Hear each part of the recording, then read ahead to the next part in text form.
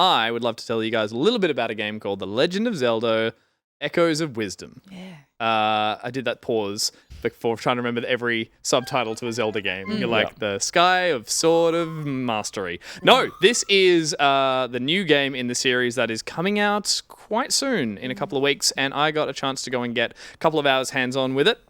Nintendo reached out and said I could have a couple of hours playing a limited demo that kicks off just after the beginning of the game, and I enjoyed every second of it. This is a brand new adventure that is in the style that we got for Link's Awakening, that was that toy box, isometric, super cutesy style, remaking the old Game Boy game, which they nailed, but I think a few people out there, myself included, were like, the gameplay was super obtuse because it was based off an older game before the time of tutorials and Nintendoizing things. It was like hard for the sake of hard, so it suffered a little bit.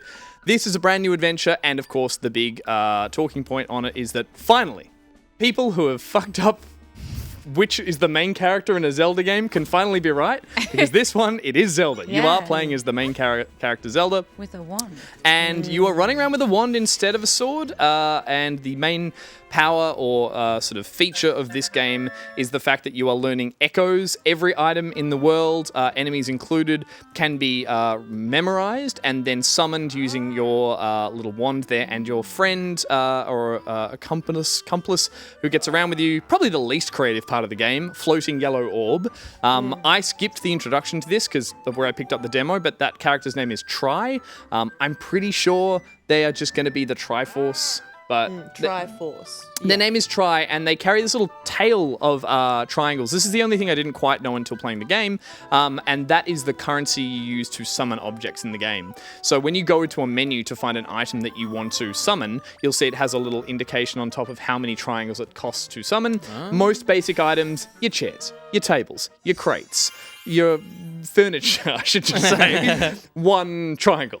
You want to get yourself a crazy sword-wielding enemy that you've killed and memorized. Yeah. It's probably going to cost you 2 triangles. You want to get yourself some giant spinning plant that destroys everything around you. You're definitely 3 or more triangles. That is the way they're going to, I think, progress the upgrades in the game, that you just get more of these little triangles that you can then spend on multiple times echoes that you summon. And it's a genuine game changer. Like, it is a cool feature that isn't just a gimmick. It feels like a totally different way of playing the Zelda games in terms of you are managing your inventory of echoes, and in this case you're seeing me use it for battle, which is, as I mentioned, you summon the enemies. And it's great. I was so into this. This is like, I made a little social about it. It's more like Pokemon. It's like throwing out quick little creatures, being like, I'm going to throw 2 little key spats and 1 little blob dude, and they're going to hassle the AI of the enemies, and it just turns into these really weird little shit fights. And they're great. They're really different from just the usual sort of circling enemies and using Link's abilities. They get really messy, and it was really fun. So straight away I was won over by that. The story of the game is that the world is like, the conceit is that like there's these rifts that have opened up all over the world. Link himself has disappeared at the beginning of the game. We all saw that in the announcement trailer. And now Zelda has been blamed for it. That's why she's in disguise, hence the little adorable hood, which I thought Ruby would find incredibly cute. I love it. And it is cute. The whole game is like, you know, overly sickly, sweetly cute, and plays really well because of it. And yeah, the demo I had took me out of the dungeon into the open world and into a boss fight. The only thing I learnt new in that boss fight was that you can actually swing a sword in this game. You do find a point where you summon the sort of echo of Link, and you have a little charge up energy bar, and by charging that up, you can then activate it, and you turn into this weird ghost hybrid of Link and Zelda, where you have a sword and a little blue cap and a bit of Zelda, and you have a limited time that you can swing your sword. I personally didn't like that. I was like, from the announcement of this, I was like, how cool to have a Zelda game where you don't have your trusty sword. And I think in the first hour and 2 hours, it's like, there's a sword if you need it. Even just throwing the rock is like more interesting combat. Totally. Around the other things you're summoning than just going in and hacking and stuff. And there is strategy to it. Like, you can definitely throw down a little enemy that will aggro...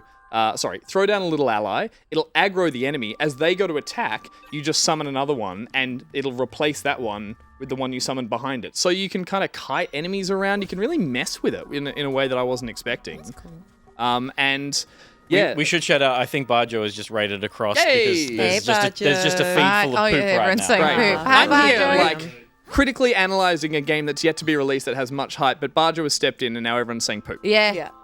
Can you sniff the poopy in this That game? is the real question. Not to my knowledge at this Okay, point. it's No. disappointing. Thank you, Barjo, for the raid. No, do appreciate it, mate. Yeah, the only other thing is the spending of those triangles or the currency, whatever it is. If you summon 3 objects and then you summon a 4th, in this case, the first one will disappear. So it kind of cycles through like that. Yep. Which also Can you go and pick, like, say you put 3 things down, you're like, I actually want to remove that one, you can just go and you pick can and- target and say I want to retract that one, or you can just hold it down and retract everything. Retract? I'm trying to think of a better word. It's you can unsummon. Yep. Suck it back up. Suck it back up. You can, and you can target the enemies. It's a when- spit or swallow kind of mechanic. Exactly. Yeah, That's cool, the phrasing they were going for. That's so Nintendo. Classic. The dirty fucks. Yeah. There was at one point, like I mentioned, I did find myself. The surprising element here is that everything can be learnt, including an enemy I bumped into that I was like, holy shit, it was a boss. Yeah. I beat the boss, and it's like, you want to learn this boss? And I was like, I don't think that's fair, but sure. I learnt this crazy big spinning sword creature, and then I turned up in the next little room, and it was like, here's 2 cute little enemies you got to fight. And I was like, big spinny giant plant, and just plowed through everything. I moved into the next room. It was like, here's some tougher enemies. I was like, big spinny plant, and it just it just killed everything. And I was like, this feels broken, but I'm sure it's gonna fix it. It's gonna rectify itself somehow, like to be just a weird game of options. I think this has Breath of the Wild energy that I've been craving ever since I didn't really get into Tears of the Kingdom. I know, is that it? That's interesting. That's the first person that said that to me in the last week, and I find that shocking. But, Yeah. I love it, Tears but of the also I Kingdom. kind of get it. But yeah, This has a discovery to it, I think. Yeah. That was the discovery in Tears of the Kingdom was forced in a way that it was so wonderful that it was like, you must be enjoying this open creativity. And it was like, I'm not quite getting it. Whereas Breath of the Wild was a little less handholdy. And for a Nintendo Zelda game, this feels like it gives you the toolbox and just says kind of have fun, go nuts. And yeah, I'm so looking forward to this. I thought it might have been a bit gimmicky. I thought it might be even a bit too cutesy. And it turns out it's fucking adorable. Yeah. And it's everything that they've kind of been promising. No, I think it's so neat. Like, to me, this feels like a classic, like Aonuma trying something out just to see if it works mechanically. You know, like with Tears of the Kingdom, there was the building of structures and seeing things that you're meant to build that work that shouldn't in a video game. To me, was incredible. With this, it feels like that exact same Design feeling of ethos. wonder. Yeah, exactly, sure, of yeah. just like going like, let's do Give them a something tool. new. Yeah. Let's do something new. that And nobody's done before. I was playing it with the Nintendo reps in the room, and there were 2 of us playing the game, and we solved one puzzle completely different ways, and had the Nintendo rep go, yeah, never tried that that's before. And it was just like, if that's happening on a game that I thought might have been limited due to its top-down kind of simple isometric nature, it definitely feels like it can actually be messed with. It's just that, like, it's great that, and I think Tears of the Kingdom did this as well, but that Nintendo are allowing this series to be experimental. Yeah. Because it's such a big brand. It's one of the biggest IP in video games, right? It's Zelda. Yeah. And so many companies would force their teams to play it really safe. This is the kind of wonder and whimsy and interesting design that we kind of now expect to see from indie developers. We go, oh, they tried something cool there, and it doesn't get the marketing behind it. It just kind of, it might blow up because it gets talked about on the internet. Whereas this is a AAA Nintendo game going, you know what? Let's The be Zelda- the people. Let's be the Yeah. people trying something new. Yeah. The Zelda thing is now what gimmick's such a bad word, but it's like, what feature have we reinvented for this series every time? I guess Mario does too, but like, it's a Nintendo thing. I will just point out as well, there are 2 other abilities just back on that you were looking at, Josh, and good on them for not just like hanging their hat on one thing, which is the echoes. There is an ability to bind yourself to objects. That's what I've seen, because they were playing a big preview of this at Nintendo Live, and I've seen that. I've seen the binding and moving. I'm trying to remember what the things that you had were in Tears of the Kingdom. Link's Awakening, because Oh, I played yeah. that recently, but Yeah, Yeah. again, it was an older game, I so don't know it's if you had things. You had like items. items and shit. I think you Yeah. had like a boomerang That's and like right. a bow This and feels arrows for closer that. to. I'm going to get the title wrong. Chat might help me out here. There was a DS Zelda game that was the same isometric one, but that was like you could turn flat against the walls. and Link worlds or Between something. Worlds. Yeah. This feels closer to that in terms that they found a great mechanic that every element of the game speaks to it.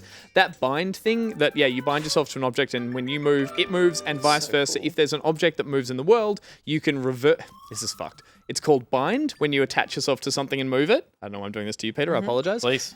If I Do I need attach, to do anything in return? No, you're good. Well, if I attach to you now, yeah. and you move, which moves me, that's called reverse. Moving. Well, Bind. bind, and then that's called reverse Bind. bond. Bond. What the fuck? okay. Bind and Bond. On a month. Yeah. I guess I don't know. It confused me. Yeah. I love the art style. I love the Link's Awakening remake art style, and I love that they've stuck with it. I also think Link's Awakening was a game that took a lot of risks, both in its gameplay but in its story as well.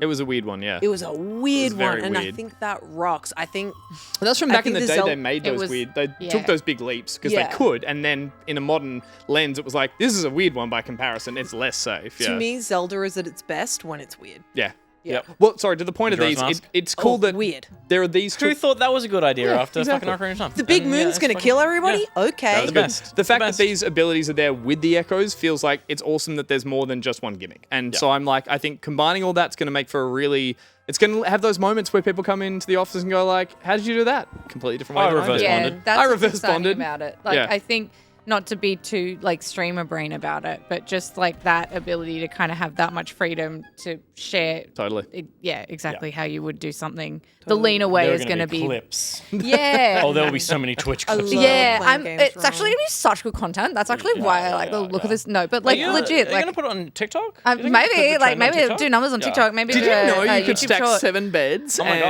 and she Yeah. can... This girl stacked 7 beds to solve this. And I'm just like, what? Legend of And Zelda that'll be- Echoes of Wisdom, but I only get rocks. But no, but like in the way, like my brain is a mess, and when I play video games, I feel like I always play them wrong, and I This like will- it. It's nice that This sometimes will you can, reward that. Yes, you can play it wrong exactly. and still succeed. Exactly. Yeah. Yeah. And Yeah. I feel like Tears of the Kingdom and this, to me, feel like perfect examples of there's no wrong way to play this game. It's just many different ways Yes. to play it. Lean I or think that's find it. really cool. It's very cool. It is, yeah. I was surprised that I was like, How long was the preview? 2 hours. Yeah, cool. Yeah, right. I was So like, that's a pretty chunky yeah, session with it. yeah. Yeah. I was like, this is going to be for kids, and I was like, I can't wait to play it. I'm gonna settle in Yeah, hard it on that. looks It's gonna be good.